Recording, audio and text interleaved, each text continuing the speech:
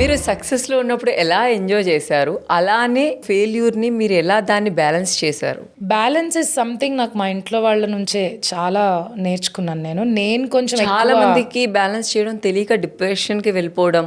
అవును, it's very normal. సమస్య వస్తేనే కదా నేర్చుకునేది, కింద పడితేనే కదా మళ్ళీ లేచేది. నేను పడకూడదు అంటే ఎలా కుదురుతుంది? పడాల్సిందే. ఎవరైనా పడతారు, లేస్తారు.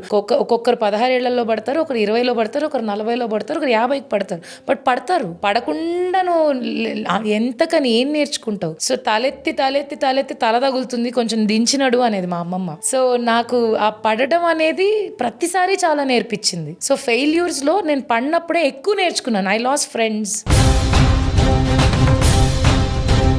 యువర్ మై ఫ్రెండ్ అన్నవాళ్ళు నా లైఫ్లోంచి వెళ్ళిపోవడం, సక్సెస్ డ్రాప్ అవ్వగానే జనాలు మెల్లగా వెళ్ళిపోవడం.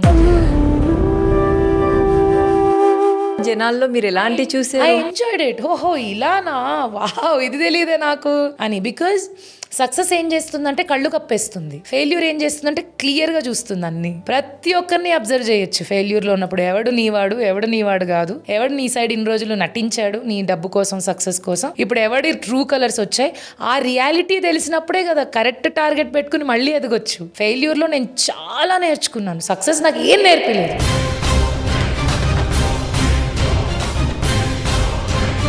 Everybody should go through failure to become more successful again. రాత్రి అయ్యాక పగలు అవ్వాల్సిందే కదా, రాత్రిలోనే ఎలా ఉండిపోగలుగుతాం? సూర్యుడు చందమామ రావాల్సిందే, తిరగాల్సిందే.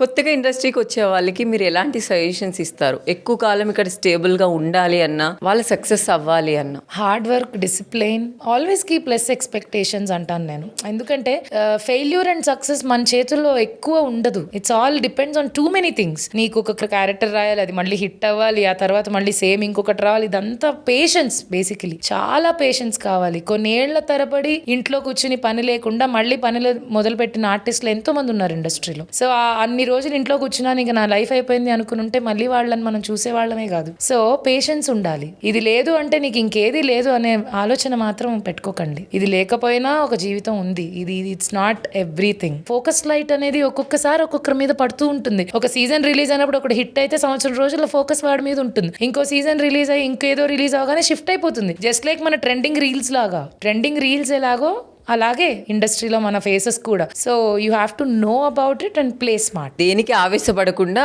ఆవేశము, ఆవేదన, కికి కికి కికి అని పిచ్చోళ్ళు అయిపోకుండా